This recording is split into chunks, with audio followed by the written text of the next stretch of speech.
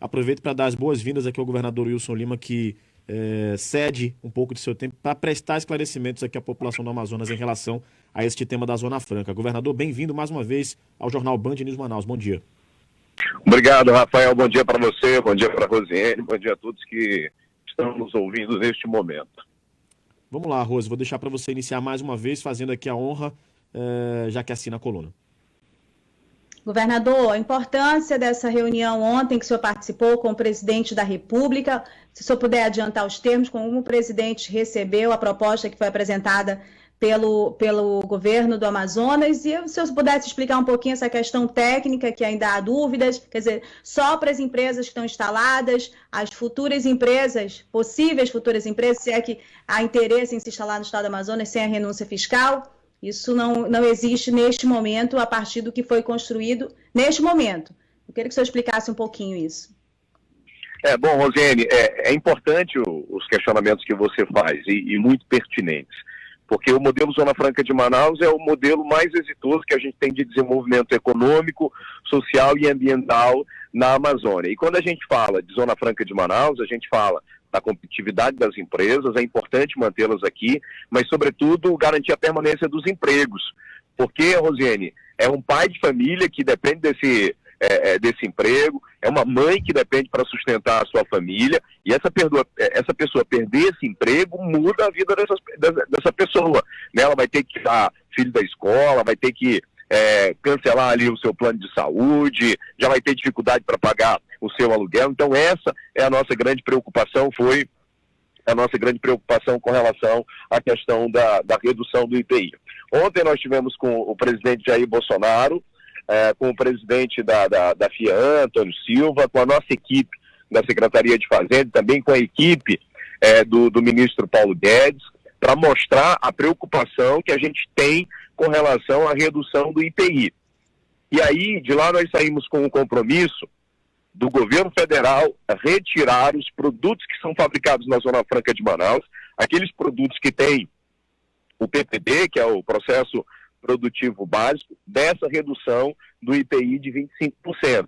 Por que isso é importante, Rosiane, para as pessoas entenderem? Nós fizemos um cálculo aqui dos bens de informática, que é celular, televisor, enfim, esses bens que entram nessa cesta aí.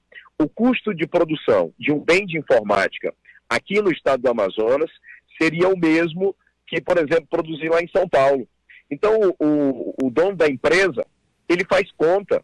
Ele diz assim, bom, se eu vou ter o mesmo custo para produzir em São Paulo, que está mais próximo de um centro consumidor, e eu não vou ficar com dinheiro, por exemplo, empancado lá no estado do Amazonas, porque até um produto sair daqui e chegar em São Paulo e está disponível para venda, são 10, 20 dias, porque tem um processo de desembaraço, as questões burocráticas e a questão da logística. Então a empresa sai daqui porque não tem competitividade. Então, assim, há essa garantia do presidente e também do ministro Paulo Guedes de retirar esses produtos da Zona Franca de Manaus dessa redução, com isso garantindo a competitividade das empresas que estão aqui. E tem uma outra coisa que foi colocado lá na mesa, e com muita preocupação da nossa parte, de que o modelo Zona Franca não seja engessado. Ou seja, não dá para simplesmente tirar os produtos nesse momento, fazer esse movimento, apenas só isso, porque a gente só tiraria uma fotografia e aí ficaria congelado ou engessado o modelo. O pleito que a gente fez lá também é para que os produtos que não são fabricados no Brasil tivessem excepcionalidade para a Zona Franca de Manaus. Então é algo que a gente está construindo junto com os técnicos aqui do governo do estado, também do governo federal, e nos próximos dias a gente vai ter reunião para ir fazendo essa construção. E lembrando que essa nossa briga pela Zona Franca de Manaus é uma briga constante, que a gente sofre a indiferença do Sul e do Sudeste, entendendo ou sugerindo que a gente seja um peso para o Brasil, enfim. E a gente tem que enfrentar essas adversidades de gente que não conhece a Amazônia, de gente que não conhece o modelo Zona Franca de Manaus. Governador, quando saiu o anúncio do decreto, o ministro da Economia, Paulo Guedes, inclusive o presidente da República, Jair Bolsonaro, eles entraram num alvo de muitas instituições, de muitos políticos, representantes de entidades de classe, da própria sociedade civil mesmo, aqui do Amazonas, alvo de muitas críticas em relação ao decreto, a intenção do decreto. Inclusive, muitas pessoas relembraram, a gente lembra daquela entrevista do ministro Paulo Guedes à Globo News, falando que não podia prejudicar o país só por causa da Zona Franca e tudo mais, e as pessoas criticaram demais.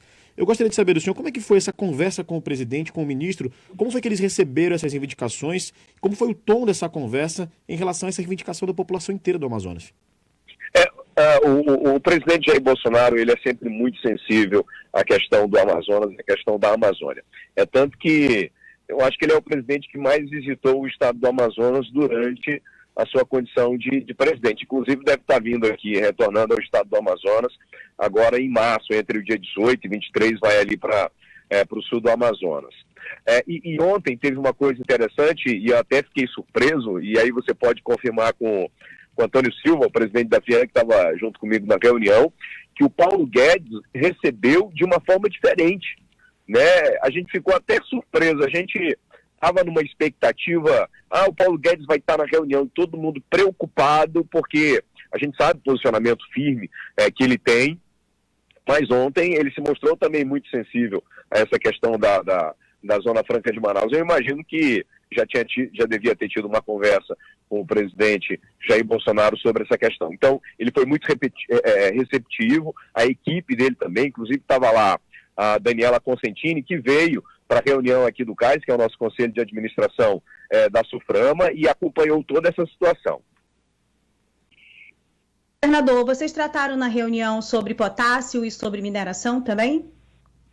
A gente entrou um pouco nesse assunto, mas a gente não conseguiu aprofundar, porque o assunto principal era a questão do IPI. Mas esse é um negócio que revolta o presidente, porque não depende só do governo federal. Há uma série de questões envolvidas, por se tratar de uma terra indígena, por se tratar de questões que têm observações dos órgãos de controle, da justiça, mas é algo que ele está muito interessado. Inclusive, a ministra da Agricultura mencionou por várias vezes o potencial que tem o município de Altazes e a possibilidade que a gente tem de transformar aquilo de fertilizante para abastecer o agronegócio no Brasil.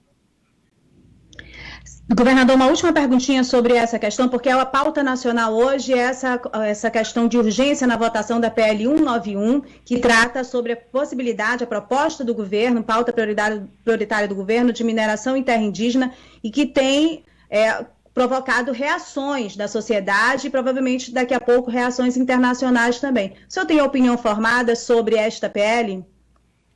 Pois é, o que a gente tem que encontrar, Rosene, é um caminho de consenso e de equilíbrio. Não dá para a gente ter tanta riqueza aqui e os indígenas passando dificuldades, né? E o homem do campo, o ribeirinho, tem dificuldade, a gente não podendo produzir ou explorar de forma racional. Mas isso tem que ser feito de forma responsável e de forma sustentável. Eu entendo que essa é uma discussão válida, a gente tem que discutir sim, a gente tem que colocar essa situação na mesa e a gente não pode simplesmente discutir isso jogando para a galera. Porque as pessoas não entendem, Rosene, o que a gente passa aqui no Amazonas. As pessoas não entendem que em muitos lugares do estado, as crianças vão para a escola em busca da primeira refeição do dia. Que tem gente que não tem água potável para beber. Que tem criança, acredite, tem criança que vai para a escola para poder usar o banheiro. Essa é uma realidade que essas pessoas não entendem. Então a gente tem que discutir sim de que maneira que essas riquezas podem beneficiar a nossa população. Governador, rapidamente, antes de encerrar... Última pergunta. Pode fazer, Rafael. Tá, perfeito. Desculpa. Talvez seja o mesmo assunto, Rose, que a gente vai perguntar, que é a filiação ao União Brasil. A gente adiantou aqui na coluna ontem, comentamos isso, e se confirmou ontem, o senhor anunciou já em redes sociais, essa filiação ao União Brasil. Gostaria que o senhor falasse um pouquinho sobre esse novo processo, né, para este pleito de 2022. A gente já vinha construindo essa união, sem querer fazer um trocadilho com o nome União, há algum tempo, já vinha conversando com as lideranças do União Brasil para que a gente possa somar forças, sobretudo aqui no estado do Amazonas, reunir a maior quantidade possível, né, de pessoas para que a gente possa continuar tocando esse projeto para melhorar a vida das pessoas que moram aqui. Ontem estive lá em Brasília com o Rueda, que é o Antônio Rueda, que é o vice-presidente do União. Estive também com o ACM Neto foi prefeito lá de Salvador. Tive com o Paulderney Avelino, que é o nosso presidente do União Brasil aqui no estado do Amazonas, e a gente está nesse processo de diálogo, de construção, e o próprio nome do partido já diz, né? É união em torno desse projeto que é o Amazonas.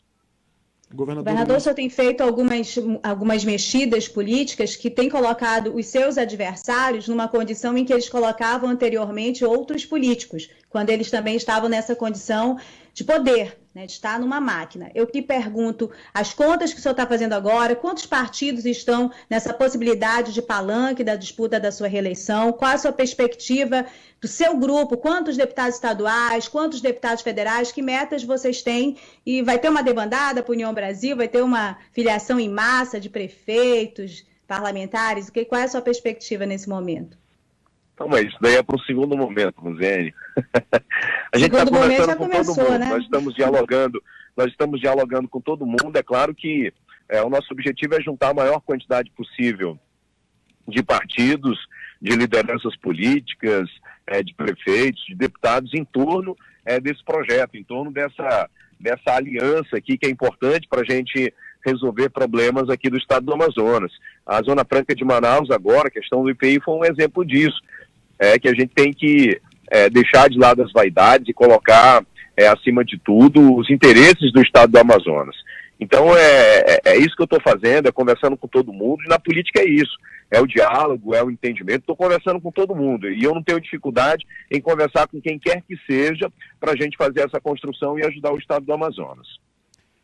Governador Wilson Lima, obrigado pela gentileza de nos atender. A gente vai seguir acompanhando toda essa movimentação, todos esses assuntos. Qualquer coisa, vamos lhe acionar também para conversar e prestar sempre esclarecimento à população. Muito obrigado. Tá bom, obrigado, Rafael. Muito obrigado, Rosiane. Estou embarcando agora para Tefé. Lá a gente vai fazer uma série de inaugurações, inclusive o PAC e o nosso prato cheio. Um abraço. Muito bem, a gente vai fazer o intervalo. Daqui a pouco a gente volta com mais informação para você aqui na Band News Difusora FM.